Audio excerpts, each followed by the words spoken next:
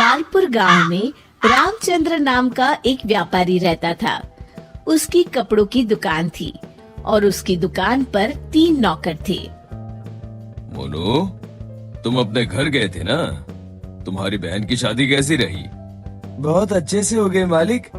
अगर आपने पैसों की मदद नहीं की होती तो पता नहीं क्या होता। ये तो सब ऊपर वाला करता है, मैं तो सिर्फ जरिया हूँ। रामचंद्र बहुत दयालु था और सबकी मदद किया करता था। मोनू भाई, सेठ जी कितने अच्छे हैं। मुझे भी माँ के इलाज के लिए कुछ पैसे चाहिए। मदद नहीं, बस एडवांस दिलवा दीजिए ना। अरे तुम खुद ही कह दो ना सेठ जी से, सेठ जी मना नहीं करेंगे। सबको इतनी आसानी से पैसे देते हैं? जरूर इस सेठ के पास बहुत ज्यादा पैसा है। अगर मैं कभी कुछ चुरा लूं तो इस सेठ को पता भी नहीं चलेगा और मैं माला माल हो जाऊंगा। एक दिन रामचंद्र जी को हाथ में चोट लग जाती है।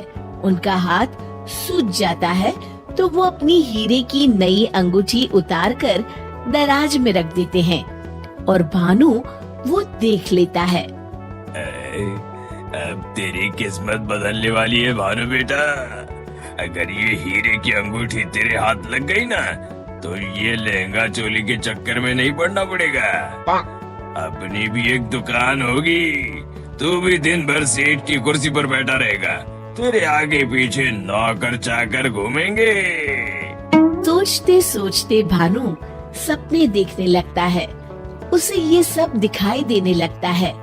ओ भानु, क्या सोच रहा है? चल खाना खाने चलते हैं, सेठ जी भी आराम कर रहे हैं। तुम लोग जाओ यार, मेरा मन नहीं है। क्यों? तेरी तबीयत तो ठीक है ना? हाँ भाई, मेरी तबीयत एकदम दुरुस्त है, बस कुछ करने का मन नहीं है। चल ठीक है, हम खाना खा के आते हैं। जैसे ही लोग बाहर जाते हैं, भानु मौका देखकर अंगूठी निकाल लेता है।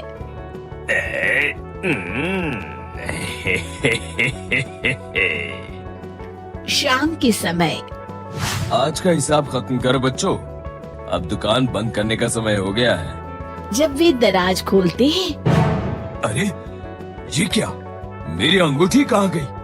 मोनू, भानु, भोला, तुम लोगों ने मेरे हीरे की अंगूठी कहीं देखी है क्या? अरे कौन सी अंगूठी मालिक? क्या हुआ मालिक? अब कुछ नहीं, अब कल सुबह मिलते हैं। रामचंद्र रात भर सोचते रहते हैं। अगली सुबह आज दुकान को दुल्हन की तरह सजाओ, हर आने जाने वाले का मुंह मीठा करवाओ। आज बड़ी खुशी का दिन है। ऐसी क्या बात है सेठ जी? दरअसल कई सालों पहले एक दिन मुझे एक हीरे की अंगूठी मिली।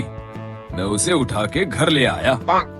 उसी रात मुझे सपने में आकर एक बाबा ने श्राप दिया कि तूने पैसों के लालच में जो अंगूठी उठाई है, अब वही तेरा नुकसान करवाएगी। जब से वो अंगूठी मेरे पास थी, मुझे कहीं न कहीं घाटा होता रहता था। घर में कोई न कोई बीमार होता रहता था।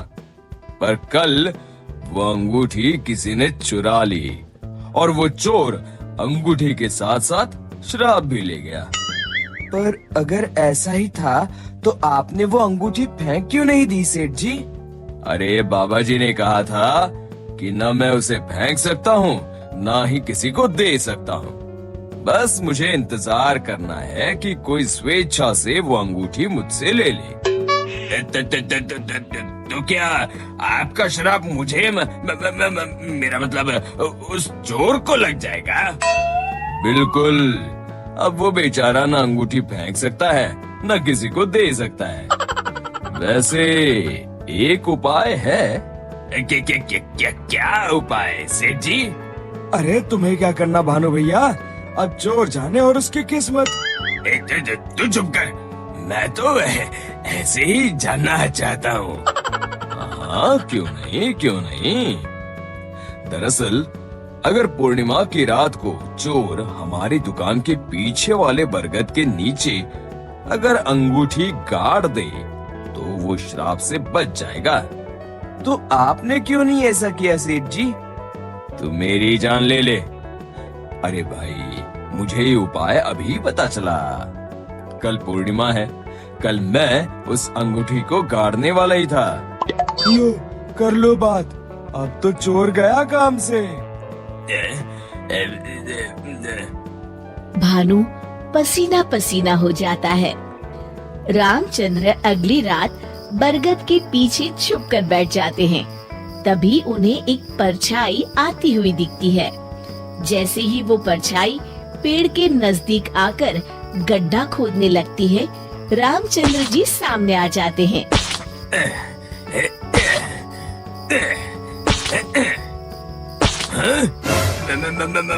मर गया रे। मुझे माफ कर दीजिए सेठ जी। क्यों, क्या सोचने लगा भानु? माफ कीजिए, मैं हाथ जोड़ता हूँ, आपके पैर पकड़ता हूँ। मुझे माफ कर दीजिए, मुझे इस शराब से मुक्ति चाहिए। ये क्या अगड़म बगड़म बोल रहा है? शराब से मुक्ति चाहिए तो प्रायश्चित कर और कसम खा, आज के बाद कभी चोरी नहीं करूँगा। नहीं करूँगा मालिक। मुझे पुलिस को मत सौंपिएगा, चाहे नौकरी से निकाल दीजिए। मैं कल ही चुपचाप गांव छोड़ के चला जाऊंगा। मैं नया काम देख लूंगा और कभी चोरी नहीं करूंगा। वादा? वादा मालिक, वादा। अरे भाई, अगर तुम वफादारी की कसम खाओगे तो मैं तुम्हें काम छोड़कर कैसे जाने दे सकता हूँ? आप सच में महान है मालिक, आप सच में महान है। महान तो वो ऊपर वाला है। अब चलो काम पर लग जाओ। शिक्षा, अगर किसी को अपनी गलती का एहसास हो जाए तो उसे माफ कर देना चाहिए। शुक्रिया आपका हमारे साथ। लाइक बटन दबा देना, चैनल को सब्सक्राइब करना मत भूलना और हमारे साथ रहना आने वाली रोमांचक कहानियों के लिए। अगली बार तक मुस्कुराते रहें और खोजबीन करते रहें।